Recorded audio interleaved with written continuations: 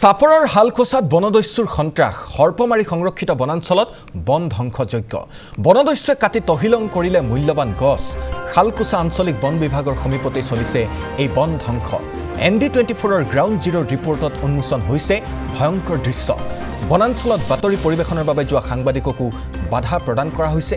বাতৰি পৰিৱেশনত সাংবাদিকক বাধা দিয়া সমগ্ৰ বিষয়টোক লৈ সৃষ্টি হৈছে ব্যাপক ৰহস্যৰ চাপৰৰ হালখোচাত বনদস্যুৰ সন্ত্ৰাস চলিছে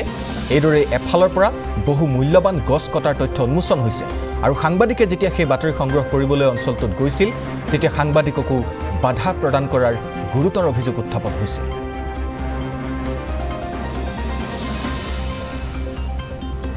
আৰু এই সন্দৰ্ভত চাওঁ আহক আমাৰ চাপৰৰ সাংবাদিকগৰাকীৰ এক প্ৰতিবেদন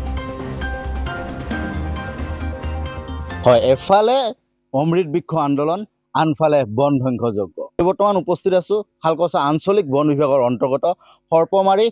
সংৰক্ষিত বনাঞ্চলত মোৰ সহযোগী এক সামগ্ৰিক পৰিৱেশ দেখুৱাই আছে সৰ্পমাৰী যি সংৰক্ষিত বনাঞ্চলত আছে বনাঞ্চলত এনেদৰে নিশাৰ ভিতৰতে প্ৰায় 4-5টা মূল্যৱান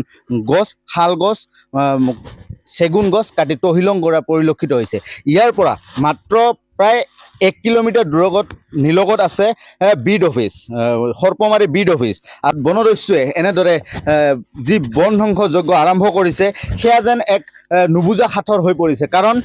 দেখা পোৱা গৈছে যে বন বিভাগৰ যি অন্তৰ্গত হালখোচা আঞ্চলিক বন বিভাগৰ অন্তৰ্গত যি সৰ্পমাৰী সংৰক্ষিত বনাঞ্চল আছে সংৰক্ষিত বনাঞ্চলত কিন্তু এনেদৰে দেখা পোৱা গৈছে বহুকেইটা মূল্যৱান গছ কাটি তহিলং কৰিছে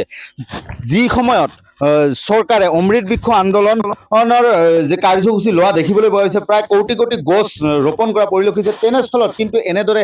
যি সৰ্পমাৰী সংৰক্ষিত বনাঞ্চলত যি বন ধ্বংস চলিছে তাৰ কিন্তু এক নুবুজা সাঁথৰ হৈ পৰিছে কাৰণ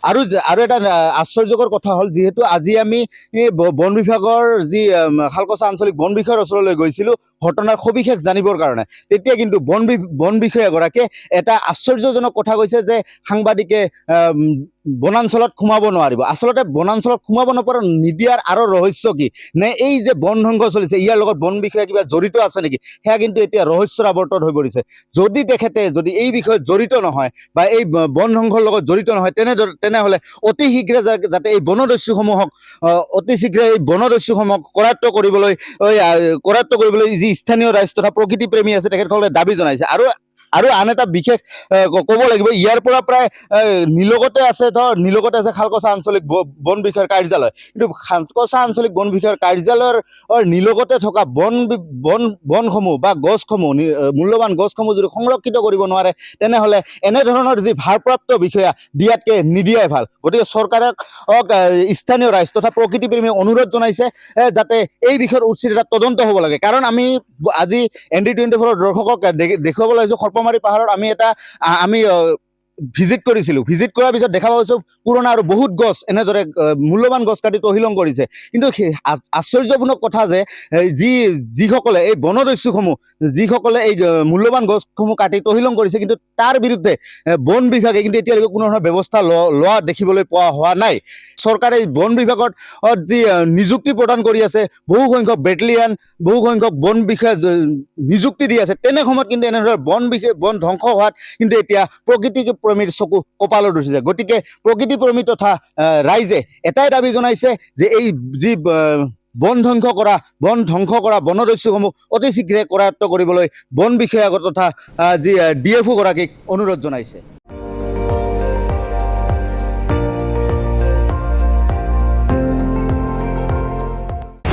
আপুনি চাই আছে ND24 সৰ্বশ্ৰেষ্ঠ নহয় সৰ্বোত্তমৰ দৌৰ